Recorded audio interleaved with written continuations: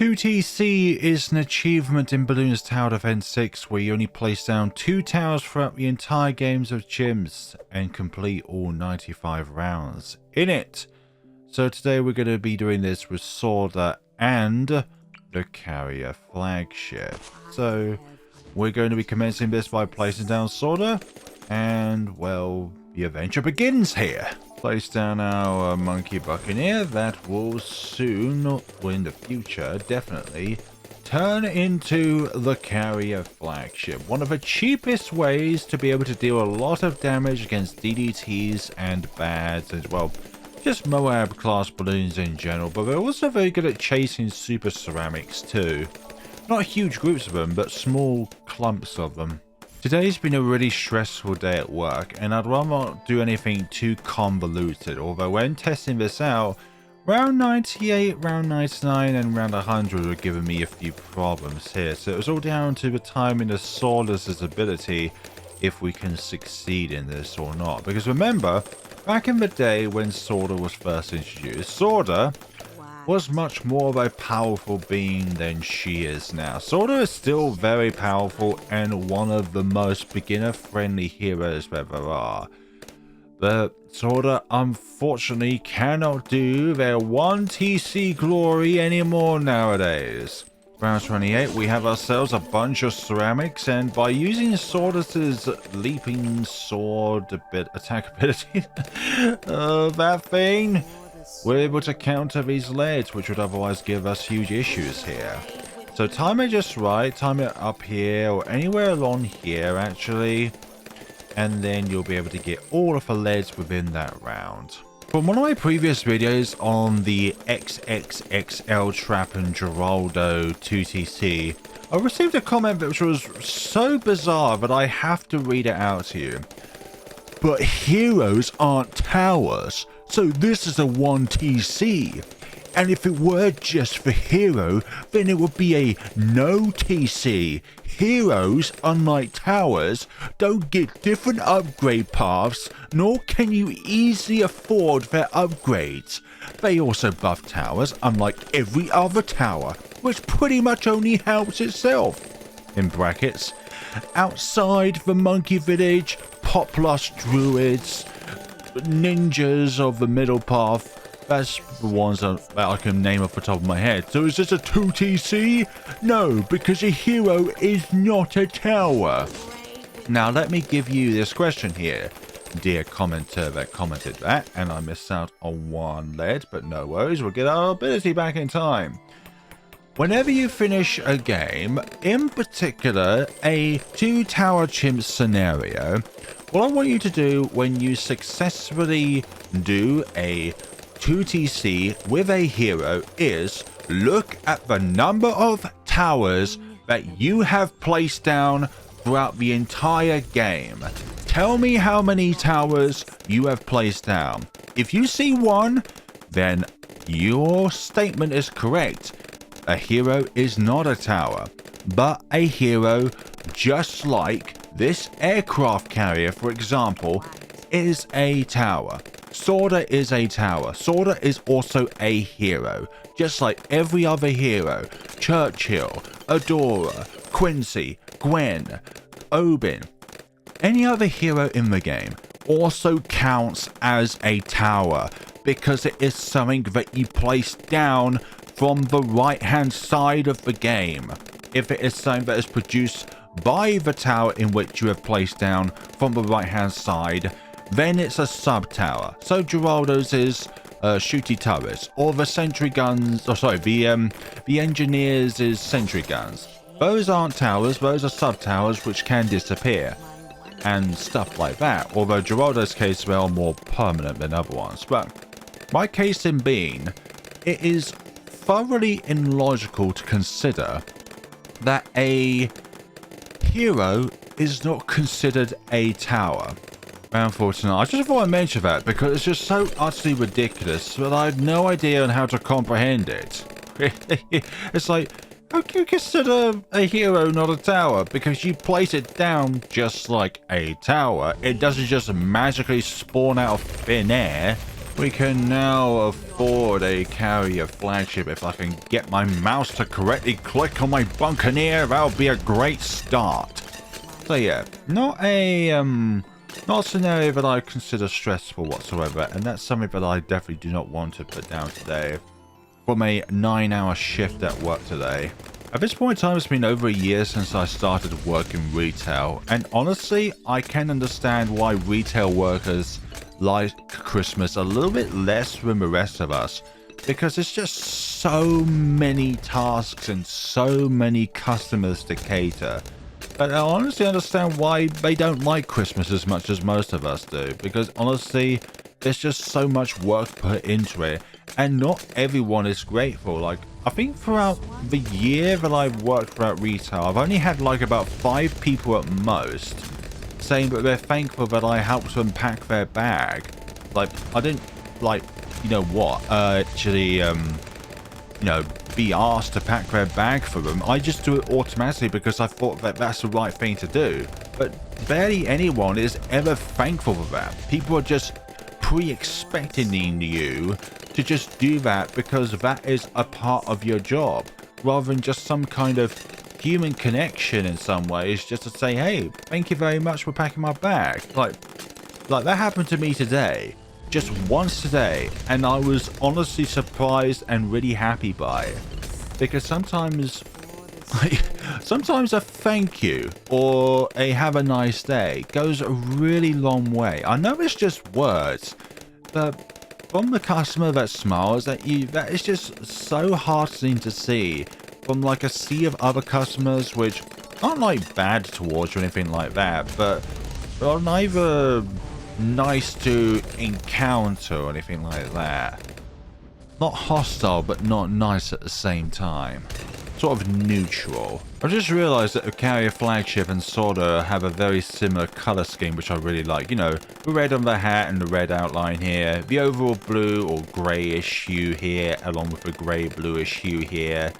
White, the white chains, or grey chains in this case. I've only just realised that I didn't match these two up because of their colour scheme, but it's just really fascinating to see the comparisons of their colours, and like, they're very similar. Kind of like regular Quincy and the Ultra Juggernaut. They both have black and orange as their primary colours. Round 76, a bunch of regrow ceramics.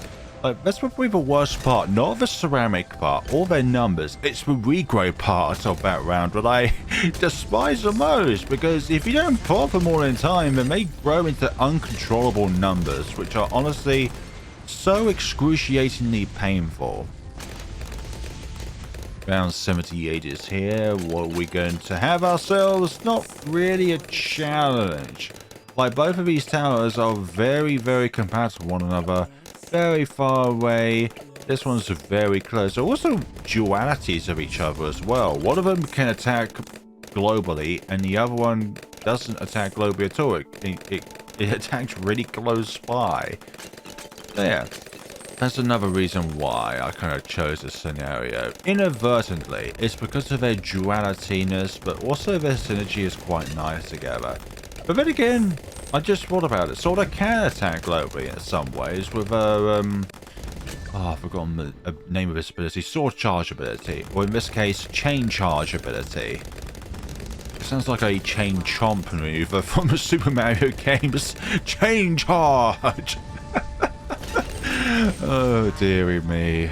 Things I come up with on the spot. Sometimes my genius is almost frightening. As quoted by a certain horsepower man. ZOMG! Pieces! Glacial stuff. I can't really think of like a Christmassy BFB or ZOMG skin that we currently have in the game. So, pizzas because, well, people have pizzas at Christmas. And when it comes to ZOMGs, well, that's just the Exterminator 418 skin, really. Round 81, round 82. What we do with the rest of our money is just level up Sauda. The more time has gone on, the more I personally prefer Jiangxi Sauda over the other two. The other two are a bit too violent and frenzic, but I think Janshi Sauda has the right amount of violence but mellowness as well. It has a calm nature to them, despite still being very horrific, especially with their ghostly hand as well and their chains, but their voice kind of also compensates their overall vibes themselves. And the second watermelon has been exterminated, along with their innards as well. Level 17 Sauda.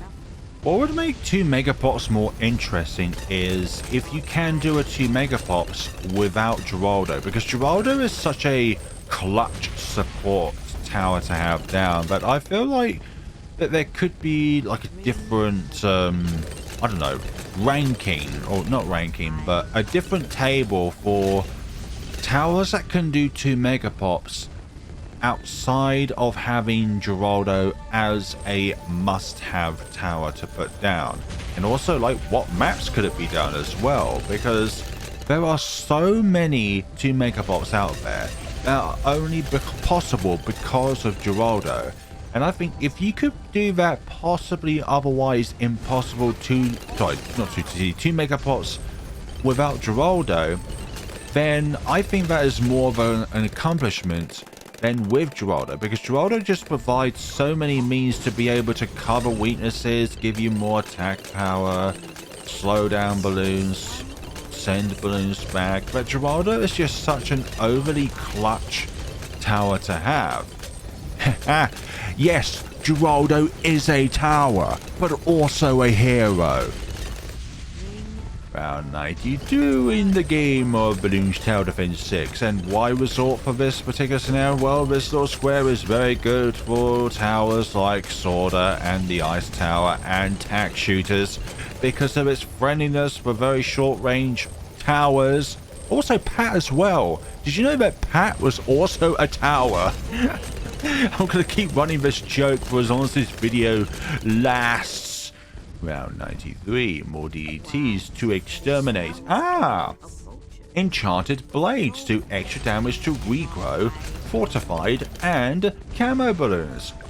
What does a fortified DDT have? Every single one of those properties. So does all those bonuses stack up on a particular balloon, or are they all only, well, the enchanted blades don't stack with all 3 of these properties. So if you have a regrow fortified camo ceramic, then does it do like 3 different bonus damages to it, or is it only just 1 if it's got 1 of the 3, or if it's got 2 then it only has 1 of the 3, something along those lines. I wish it does stack in a way, because then it gives more incentive to have that particular tower down rather than being a pick and choose scenario.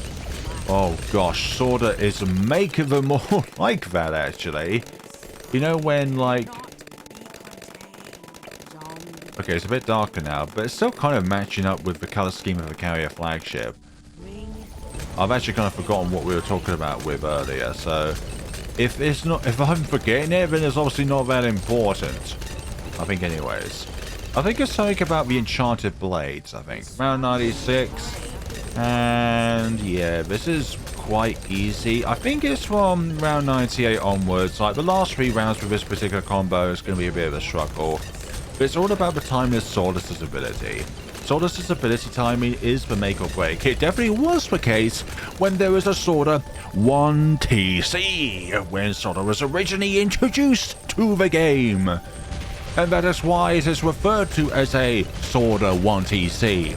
Or on Scrapyard it was referred to as a Geraldo 1TC, because it's 1 tower placed down that could do all of it.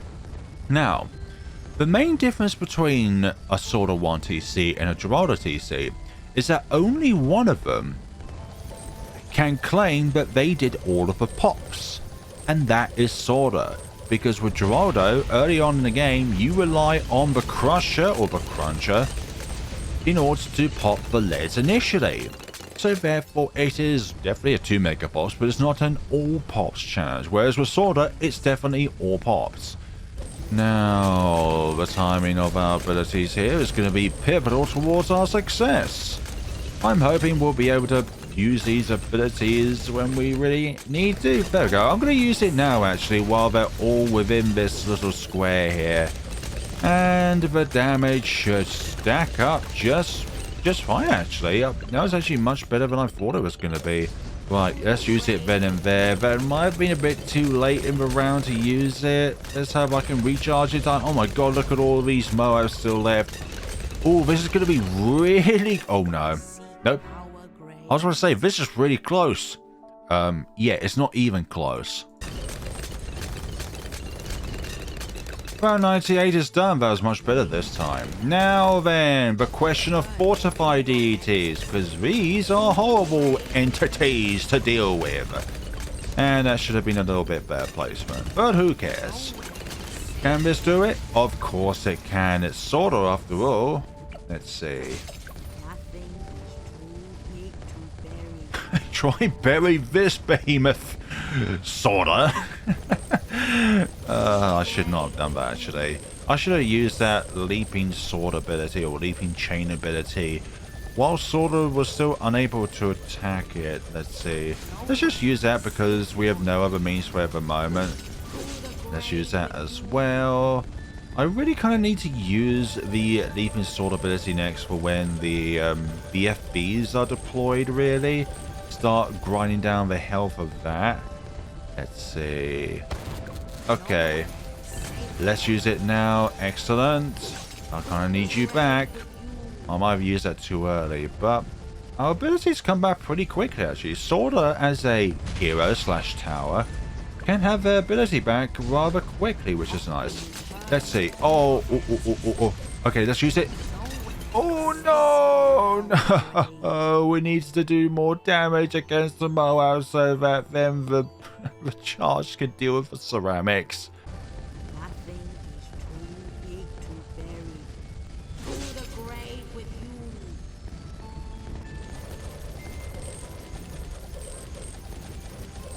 No one safe for you.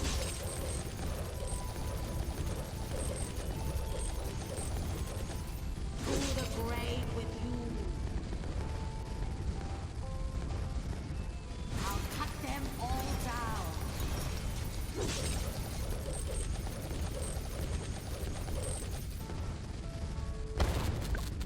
To the grave cannot hide from death.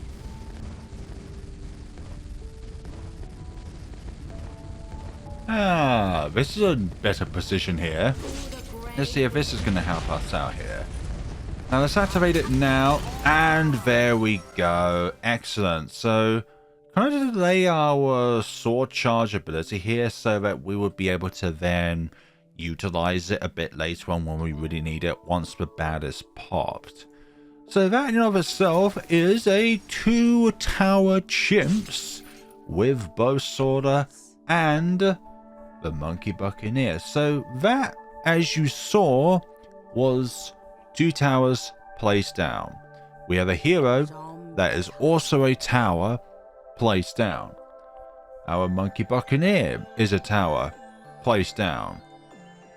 Okay, here we go. There's another V max 2, and when we placed down a Buccaneer, it went to 0 remaining. What does that mean? A hero is also a tower. Okay, I've gone on for long enough about this charade here, but honestly, when people have such a fixation with something and then they are obviously wrong about it, they either don't respond or they double down with their statement believing that they're true, regardless if anybody else believes them or not. So thank you all so much for watching, everybody. I hope you enjoyed the video, and please be sure to give it a like, comment and subscribe if you have not done so already, and turn on notifications so that the next time I upload you will be the first to be notified about it and be able to watch the video. Enjoy collecting totems if you want your instas while you can. Thank you all so much for watching, everybody, and take care of yourselves, people.